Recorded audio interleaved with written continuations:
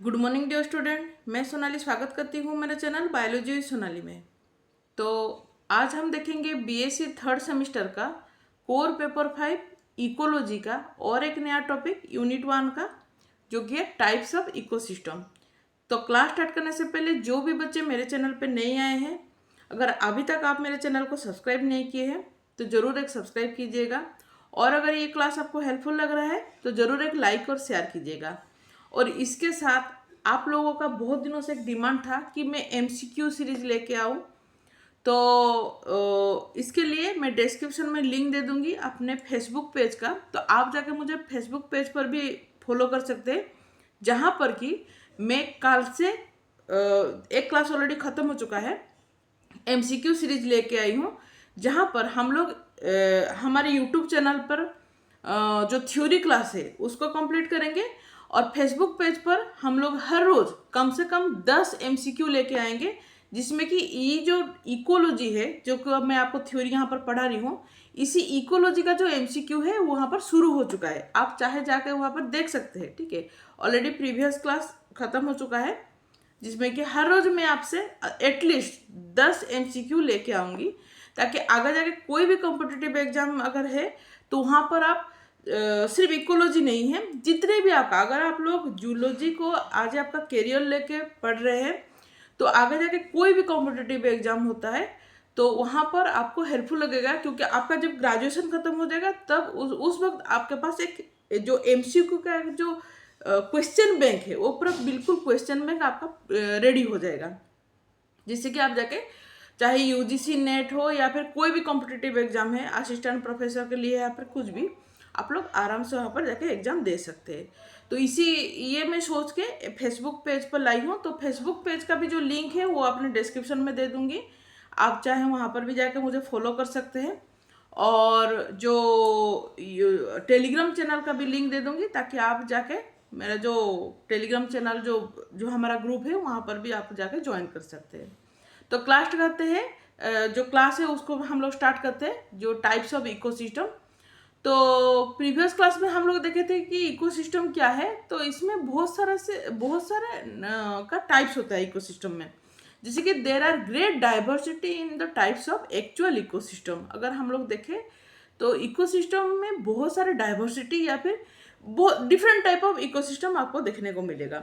जैसे कि एक तो होता है आपका grassland ecosystem, desert ecosystem, marine ecosystem. उसके बाद अगर देखें तो आपका पॉन्ड इकोसिस्टम, रिवर इकोसिस्टम, या तो फिर आपका अगर देखें तो forest ecosystem, tropical rain forest ecosystem. ये तो अलग बात है। उस तरह से मैन मेड कुछ इकोसिस्टम होता है, जैसे कि एक्वेरियम आपका एक एग्जांपल है, एक्वेरियम, या फिर लैबोरेटरी टेस्टिंग के लिए अगर एक इकोसिस्टम जैसा बनता है, तो ये type different type of ecosystem दिखाई देता है। तो इसी को नज़र में रखते हुए हम लोग इकोसिस्टम को डिफरेंट डिफरेंट टाइप में कैटेगराइज उसको डिवाइड किया गया है, ठीक है। जैसे कि सबसे पहले एक है नेचुरल इकोसिस्टम और एक है आर्टिफिशियल इकोसिस्टम। तो नेचुरल इकोसिस्टम और आर्टिफिशियल इकोसिस्टम क्या है? Ecosystem which develop under natural condition without any human support are called natural ecosystem। जो इकोसिस्टम कोई भी ह्यूमन का कोई सपोर्ट की जरूरत नहीं है, जो कि नेचुरली बना है, उसी तरह से इकोसिस्टम को बोला जाता है नेचुरल इकोसिस्टम। जैसे कि हम लोग अगर देखें तो पॉन्ड, लेक, मीडो, या तो फिर डिजर्ट, ग्रासलैंड। देखिए ग्रासलैंड को कोई ह्यूमन तो नहीं बनाया है, एक उपजाऊ जमीन था, वहां पर ग्रास हुआ, ग्रास के बाद ग्रास को खाए क्या, ग्रास हॉपर, ग्रास हॉपर को खाया स्नेक, स्नेक को खाया ईगल, ईगल को खाया कोई और, इस तरह से। और उसके बाद उसका डेथ होने के बाद उसको डिकम्पोजर मिट्टी में मिला दिया। तो ये एक तरह का नेचुरल प्रोसेस है, इसमें कोई भी ह्यूमन का इंटरप्शन नहीं होता है, ठीक है। तो इस तरह से जो भी होता है, जो ह्यूमन का इंटरप्शन या फिर सपोर्ट की जरूरत नहीं होता है, खुद से बनता है, उसको बोला जाता है नेचुरल इकोसिस्टम। वहीं पर अगर देखें जो कि ह्यूमन कंट्रोल में होता है, जो कि ह्यूमन खुद से बनाता है, ठीक है। देखिए जैसे कि होता है, on the other hand ecosystem made control और modified by human in term of input output interaction in the ecosystem are called artificial और domesticated ecosystem। जो ह्यूमन का इंटरप्शन होता है, जहाँ पर जिसको कि ह्यूमन खुद बनाता है, इस तरह से जिसको सेल्फ में मैन मेड जो होता है उसको बोलाते हैं आर्टिफिशियल इकोसिस्टम। एग्जाम्पल है मॉडर्न सिटी। आजकल मॉडर्न सिटी कैसा होता है जानते हैं ना, अगर कोई पर एक बहुत बड़ा सा एक जगह है तो वहाँ से खुद ब खुद वहाँ पर कुछ पेड़ लगाया जाता है। फिर एक मतलब प्लानिंग होता है, प्लानिंग सिटी प्लानिंग होता है वहाँ पर कि यहाँ पर पेड़ रहेगा, यहाँ पर गार्डन रहेगा, और यहाँ पर जो है लोग रहेंगे, यहाँ पर घर बनाया जाएगा और कुछ दुकान यहाँ पर बनाया जाएगा। तो एक एक तरह का प्लानिंग होता है। आप खुद से कहीं पर भी कुछ भी नहीं बना सकते, ठीक है। वो एक मॉडर्न, तो वो क्या है, एक छोटा सा इकोसिस्टम हो गया जहाँ पर कि आपका देखिए गार्डन बना तो वहाँ पर बटरफ्लाई भी आए, इंसेक्ट भी आए, ठीक है। अगर वहाँ पर पेड़ लगाया गया तो आपका प्रोड्यूसर मिल गया, ठीक है।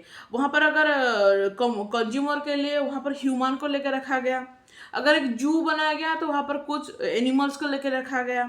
तो इस तरह से एक मॉडर्न सिटी एक प्लानिंग डेवलपमेंट होता है, ठीक है।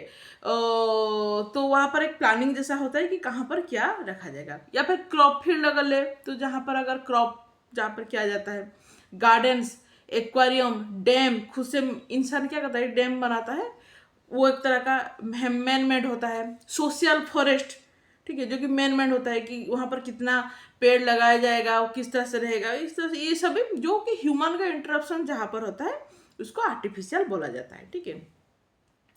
अगर नेक्स्ट देखें टेम्पररी और परमानेंट इकोसिस्टम क्या है, इसको देखेंगे। देखिए नाम से ही पता चलता है, जो कि शॉर्ट टर्म पीरियड के लिए अगर जो इकोसिस्टम बनता है उसको टेम्पररी बोला जाता है। लेकिन अगर लॉन्ग टर्म पर्सपेक्ट से अगर कोई इकोसिस्टम बना होता है, ठीक है, जैसे कि आपका बहुत time period, long time period के लिए ड्यूरेशन, जो टाइम का ड्यूरेशन होता है बहुत लॉन्ग होता है, ठीक है, तो उस तरह से उसको परमानेंट इकोसिस्टम बोला जाता है। इजी है, बहुत इजी है, आपको इसको रटने की कोई ज़रूरत नहीं है। अगर खुद से याद रख सकते हैं तो खुद से लिख सकते हैं भी, ठीक है। देखिए on the basis of duration of the existence of ecosystem, जो इकोसिस्टम का जो एग्जिस्टेंस है वो कितना तक रहेगा उसके ऊपर डिपेंड करता है। Can be differentiated into temporary और परमानेंट, ठीक है। Ecosystem which are short lived are called temporary ecosystem. Example है रेन फेड पॉन्ड या फिर laboratory culture protozoa. Rain fed pond मतलब क्या, एक पॉन्ड है जो कि सालों तक वो सूखा रहता है। बारिश के दिनों में वहाँ पर बारिश आया, बारिश स्टॉक होकर रहा, ठीक है, पानी वहाँ पर स्टॉक हुआ, तो वहाँ पर अगर कहीं पर अगर पानी स्टॉक हुआ मतलब वहाँ पर नेचुरली ऑर्गेनिज्म वहाँ पर डेवलप होगा ही। तो छोटा छोटा ऑर्गेनिज्म, या फिर हम लोग वहाँ पर जाकर मछली, अगर मछली छोड़ दे तो मछली, तो इस तरह से वहाँ पर एक छोटा सा इकोसिस्टम बन गया। लेकिन जब पानी रेनी सीजन खत्म हो गया तो पानी सूख गया, वो पॉन्ड फिर से जैसे के तैसे जो उसका कंडीशन है वो वैसे ही हो गया। मतलब क्या है, शॉर्ट पीरियड ऑफ टाइम के लिए वो वहाँ पर एक इकोसिस्टम बना, ठीक है। रेनी सीजन में बनेगा, बाकी दिन में नहीं है। इस तरह से लैबोरेटरी कल्चर हम लोग क्या करते हैं, अपने एक्सपेरिमेंट के लिए लैबोरेटरी में प्रोटोजोआ को कल्चर करते हैं। तो प्रोटोजोआ को कल्चर करने के लिए वहाँ पर जो भी चाहिए उसको न्यूट्रिशन के लिए जो चाहिए या फिर जिस तरह से होता है, तो हमारा जब एक्सपेरिमेंट खत्म हो गया तो वहाँ पर कल्चर भी खत्म हो जाएगा। तो ये क्या है, एक शॉर्ट पीरियड ऑफ टाइम में होता है, लैबोरेटरी कल्चर होता है, ठीक है। तो ये सभी क्या होता है, टेम्पररी इकोसिस्टम होते हैं। वहीं पर अगर देखें self supporting natural ecosystem which can be support themselves for relatively long period of time। मतलब देखिए अगर देखें तो जो इकोसिस्टम ज़्यादा दिन तक रहेगा, लॉन्ग पीरियड ऑफ टाइम के लिए रहेगा, उसको हम लोग टेम्पररी इकोसिस्टम बोलते हैं। और ये ज़्यादातर नेचुरल इकोसिस्टम ही होते हैं, क्योंकि नेचुरल इकोसिस्टम क्या है, अगर वो एक बार बन गया कहीं पर इकोसिस्टम तो वो जल्दी से ख़त्म नहीं होता है। जैसे कि ग्रासलैंड तो शॉर्ट पीरियड के लिए नहीं होगा ना, या फिर डिजर्ट तो सालों साल वहाँ पर इकोसिस्टम चलता ही रहता है। या फिर मेराइन इकोसिस्टम, ये सभी नेचुरल इकोसिस्टम होते हैं ना। तो यहाँ पर जो ऑर्गेनिज्म अपने अंदर या फिर अपने एनवायरनमेंट के साथ जो भी उनका इंटरेक्शन होता है वो बहुत लॉन्ग पीरियड ऑफ टाइम के लिए होता है, शॉर्ट पीरियड ऑफ टाइम के लिए तो नहीं होता है ना। तो उस तरह से इकोसिस्टम को आपको बोला जाता है परमानेंट इकोसिस्टम। जैसे कि फॉरेस्ट या फिर लेक, ये सभी कुछ का इसका एग्जाम्पल है। आप चाहे तो इस पर मेराइन भी लिख सकते हैं या तो फिर डिजर्ट लिख सकते हैं, ये सभी आप लिख सकते हैं, ठीक है। तो ये हो गया आपका टेम्पररी और परमानेंट इकोसिस्टम, टाइम ड्यूरेशन के हिसाब से इसको अलग किया गया है। उसके बाद तीसरा जो होता है वो है कंप्लीट एंड इनकम्प्लीट इकोसिस्टम। नाम से पता चलता है। देखिए आपका इकोसिस्टम में बेसिकली क्या क्या जरूरत होता है। 3 कंपोनेंट की बहुत जरूरत होता है इकोसिस्टम में। एबायोटिक बायोटिक दोनों की तो जरूरत होता है। एबायोटिक कंपोनेंट और बायोटिक कंपोनेंट की जरूरत होता है। एबायोटिक में आपका आएगा इनऑर्गेनिक कंपोनेंट भी आएगा, ऑर्गेनिक भी कंपोनेंट आएगा, उसमें आपका क्लाइमेटिक कंडीशन भी आएगा, जो कि मैं आपको प्रीवियस क्लास में बहुत अच्छे से समझाई हूँ। अभी अगर हम लोग देखें बायोटिक कंपोनेंट आपका 3 तरह का होता है। एक है प्रोड्यूसर, जिसमें कि जितना भी ग्रीन प्लांट्स आएंगे। उसके बाद हो गया कंज्यूमर। कंज्यूमर में जितने भी आपका एनिमल्स आएंगे, चाहे वो हर्बीवर्स हो या फिर कार्निवर्स हो, ठीक है। और उसके बाद लास्ट में आएगा डिकम्पोजर, जितने भी माइक्रोब्स होते हैं, बैक्टीरिया, फंजाई, ये सभी उसमें अंदर आएंगे, ठीक है। हमें बेसिकली यहाँ पर 4 कंपोनेंट की जरूरत होता है। एबायोटिक, बायोटिक में 3, प्रोड्यूसर, कंज्यूमर और डिकम्पोजर, 4 कंपोनेंट की जरूरत होता है। अगर ये चारों कंपोनेंट अगर कहीं पर है तो उसको हम लोग कंप्लीट इकोसिस्टम बोलेंगे, क्योंकि चारों वहां पर है। लेकिन अगर कहीं पर ये चारों में से 1-2 कंपोनेंट नहीं होगा तो उसको हम लोग इनकम्प्लीट इकोसिस्टम बोलेंगे। समझ में आया आपको? ठीक है। तो देखिए ecosystem which contain all the 4 basic component, जैसे कि abiotic, producer, consumer and decomposer, उसको बोला जाता है कंप्लीट इकोसिस्टम। जैसे कि फॉरेस्ट, लेक या फिर ग्रासलैंड, ये सभी उसका एग्जाम्पल है। लेकिन certain ecosystem however may not contain all the 4 component, may lack in the 1 और मोर और देम, ठीक है। 1-2 वहां पर अगर कम हो गया, such ecosystem is called incomplete ecosystem. जैसे कि देखिए केव, गुम्फा, जो उसको उड़िया में गुम्फा बोलते हैं, इंग्लिश में बोला था केव, हिंदी में क्या बोला जाता है मुझे पता नहीं है, गुम्फा ही बोला जाता है। मुझे थोड़ा कमेंट बॉक्स में बोलिए मैं ठीक बोली हूँ कि नहीं। केव, ठीक है, केव होता है ना, जिसके अंदर देखिए वहां पर क्या था, वो बहुत मतलब क्या होता है, सुड़ंग, सुड़ंग, ठीक, मैं सुड़ंग ठीक बोली तो मुझे पता नहीं है सुड़ंग ठीक बोली कि नहीं। केव से ही काम चला लीजिए, नहीं तो आपको अगर पता है तो मुझे कमेंट बॉक्स में थोड़ा सा बोल दीजिए, ठीक है। तो वहाँ पर क्या होता है ना आपका, देखिए वो एकदम डार्केस्ट एरिया होता है, वहाँ पर ज़्यादा सनलाइट तो नहीं होता है। और अगर वहाँ पर सनलाइट नहीं होगा तो वहाँ पर प्रोड्यूसर होगा क्या? क्योंकि हमें पता है कि प्रोड्यूसर क्या होते हैं, ग्रीन प्लांट्स होते हैं ना, ज़्यादातर ग्रीन प्लांट्स प्रोड्यूसर होते हैं, जिसको कि अपना न्यूट्रिशन के लिए सनलाइट की जरूरत होता है। लेकिन अगर इस तरह से डार्केस्ट एरिया में आपका अगर सनलाइट नहीं है तो वहाँ पर क्या होगा, ग्रीन प्लांट भी आपका डेवलप नहीं होगा ना, तो एक वहाँ पर कंपोनेंट आपका नहीं हुआ। लेकिन वहाँ पर क्या होता है, वहाँ पर ऑर्गेनिज्म रहते हैं, जैसे कि आपका चूहे रहेंगे या फिर स्नेक रहेंगे, कुछ हद तक तो वहाँ पर लायन या फिर टाइगर भी जाकर रहते हैं, वो भी तो एक तरह का इकोसिस्टम है ना।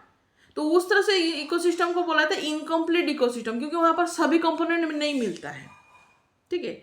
तो आप केव का एग्जाम्पल ले सकते हैं, ये बेस्ट एग्जाम्पल है आपका। या फिर डार्क लेक, इस तरह से कोई मतलब समुद्र की गहराई जहाँ पर आपका सनलाइट नहीं आता है। तो अगर सनलाइट जहाँ पर नहीं आएगा तो वहाँ पर भी तो आपके ऑर्गेनिज्म वहाँ पर डेवलप होते हैं ना। लेकिन वहाँ पर प्रोड्यूसर, जो प्राइमरी, जो मेन जरूरत होता है, क्या होता है, प्रोड्यूसर की जरूरत होता है ना, ग्रीन प्लांट की जरूरत होता है, वो तो वहाँ पर नहीं होगा ना। तो इस तरह से उसको इनकम्प्लीट इकोसिस्टम बोला जाता है। तो एक हो गया नेचुरल एंड आर्टिफिशियल इकोसिस्टम, समझ में आया। टेम्पररी एंड परमानेंट इकोसिस्टम समझ में आया। कंप्लीट एंड इनकम्प्लीट इकोसिस्टम आपको समझ में आया। नेक्स्ट अगर देखें आपका इकोसिस्टम को छोटा से लेके बड़ा तक, स्मॉल से लेके लार्ज तक डिवाइड, कैटेगरी 5 कैटेगराइज में डिवाइड किया गया है, ठीक है। जैसे कि बायोस्फीयर, बायोस्फीयर होता है, इसको आप एक्सप्लेन नहीं कर सकते, ये आपका बहुत लार्जेस्ट इकोसिस्टम होता है। अगर हम लोग बोले तो एंटायर प्लानट इसके अंदर चला जाएगा, जिसमें कि आपका डिजर्ट इकोसिस्टम भी होगा, ग्रासलैंड इकोसिस्टम भी होगा, मेराइन इकोसिस्टम भी होगा, forest, tropical rain forest ecosystem भी होगा, आपका चाहे तो जो पॉन्ड इकोसिस्टम, लेक जो आप समझ में, जो भी इकोसिस्टम आपको समझ में आता है, सभी इकोसिस्टम इसके अंदर जाएगा, ठीक है। वो चारों आप सॉरी 5 अगर महासागर ले जाए और 7 अगर महादेश ले जाए, आप सभी इसके अंदर आ जाएंगे, ठीक है। तो ये इतना बड़ा लार्जेस्ट इकोसिस्टम होता है बायोस्फीयर, ठीक है। मेगा इकोसिस्टम क्या है, a very large ecosystem such as marine ecosystem, biosphere के अंडर आएगा मेगा इकोसिस्टम। बायोस्फीयर के अंदर मैंने जैसे कि आपको बोला मेराइन इकोसिस्टम एक होगा, ग्रासलैंड इकोसिस्टम एक होगा। ये लोग अपने आप में बहुत बड़ा होते हैं, लेकिन ये बायोस्फीयर से बड़ा नहीं होते हैं। तो बायोस्फीयर के अंदर आएगा आपका मेगा इकोसिस्टम, जैसे कि एग्जांपल हम लोग यहाँ पर मेराइन इकोसिस्टम ले सकते हैं। उसके बाद आया मैक्रो इकोसिस्टम। ये जो मेगा इकोसिस्टम के अंडर आएगा macro ecosystem, a large ecosystem within the mega ecosystem, जैसे कि फॉरेस्ट, ठीक है, फॉरेस्ट। उसके बाद आएगा micro ecosystem, a small specific part of the large ecosystem within its own specialization, जैसे कि सब अल्पाइन इकोसिस्टम। जैसे कि एग्जाम्पल होगा, मैं आपको बोली फॉरेस्ट इकोसिस्टम, मैक्रो के अंदर आया फॉरेस्ट इकोसिस्टम, मैक्रो के अंदर आया फॉरेस्ट इकोसिस्टम। लेकिन फॉरेस्ट भी बहुत तरह का होता है। ट्रॉपिकल नैन फॉरेस्ट होता है, डेसिड्यूल फॉरेस्ट होता है, डिफरेंट टाइप ऑफ फॉरेस्ट होता है। उसी तरह से एक फॉरेस्ट का एग्जांपल दिया गया है सब अल्पाइन इकोसिस्टम, ठीक है। ये एक तरह का आपका इकोसिस्टम होगा। उसके बाद हो गया नानो इकोसिस्टम, सबसे स्मॉलेस्ट इकोसिस्टम होता है ये, जिसमें कि वुडन लॉग, एक छोटा सा अगर लकड़ी है तो वहां पर एक इकोसिस्टम बन गया, ठीक है। इस तरह से कैटेगराइज किया गया है। अगर उसके बाद देखें माइक्रोकोजम, मेसोकोजम, मैक्रोकोजम, तो ऑडम एंड बेरेट जो कि है 2005 में, वो लोग क्या कहते हैं, तीन तरह का जो इकोसिस्टम को कैटेगराइज किए थे। माइक्रोकोजम क्या है, दिस इंक्लूड द बॉटल और अदर कंटेनर सच आज एक्वेरियम। एक्वेरियम क्या होता है, कंटेनर होता है या फिर बॉटल होता है, एकदम माइक्रोकोजम होता है, छोटा सा, ठीक है। Can simulate in many miniature the nature of ecosystem, एक मिनिएचर ये होता है, इकोसिस्टम का एक मिनिएचर पार्ट होता है, मतलब छोटा सा होता है, छोटा सा। मैक्रोकोजम मेजो क्या है, they are more realistic experimental model such as large experimental tank. अगर आप लोग अगर जाएंगे जहाँ पर फिश प्रोडक्शन होता है, वो लोग क्या करते हैं, बाहर इस तरह से एक्वेरियम तो फिश कल्चर नहीं कर सकते है ना, वो लोग ह्यूज टैंक बनाते हैं, ठीक है, ह्यूज टैंक्स बनाते हैं, उसके अंदर वो लोग फिश को कल्चर करते हैं, ठीक है। तो इस तरह से जो टैंक में या तो फिर बड़ा बड़ा कंटेनर होता है, बहुत बड़ा कंटेनर होता है, outside enclose which are subjected to naturally pulsing environmental factor, बाहर में रखा जाता है, जिसमें उनको नेचुरल एनवायरमेंटल फैक्टर्स मिलते हैं, जैसे कि लाइट हो या फिर टेम्परेचर हो, ठीक है। अगर आप लोग फिश प्रोडक्शन देखे होंगे तो आपको पता होगा कि बहुत बड़ा बड़ा वहाँ पर मतलब टैंक बना जाता है, ठीक है, सीमेंटेड टैंक होता है, वो लोग सीमेंटेड टैंक में फिश को कल्चर किया जाता है। फिश हो या फिर आपका पर्ल कल्चर भी होता है वहाँ पर, कहीं पर आपका प्रॉन कल्चर भी होता है, क्रैब्स कल्चर भी होता है। तो इसके लिए वो टैंक बनाते हैं, वो जाके नेचुरली एनवायरमेंटल कंडीशन में रखा जाता है, जहाँ पर कि लाइट या फिर टेम्परेचर वहाँ पर आता है, ठीक है। उसके बाद मैक्रोकोजम क्या है, this include the planet earth, large water shed और नेचुरल लैंडस्केप, जितने भी नेचुरली होते हैं, ठीक है, which are usually the baseline measurement, इस तरह से बना जाता है, ठीक है। अच्छा, नेक्स्ट क्लास में मैं आपको energy based classification of ecosystem के बारे में बोलूँगी। आज के क्लास में इतना ही मैं आपको बोलूँगी। नेक्स्ट क्लास में हम लोग जो एनर्जी के पॉइंट ऑफ व्यू में क्लासिफिकेशन जो किया गया है इकोसिस्टम को, उसको कितने भागों में इकोसिस्टम को क्लासिफाई किया गया है, उसके ऊपर हम लोग डिस्कशन करेंगे। आज के लिए इतना ही। आई होप आज का क्लास आपको जरूर हेल्पफुल लगा होगा। नेक्स्ट क्लास में जरूर मुलाकात होगा। Thank you, bye bye.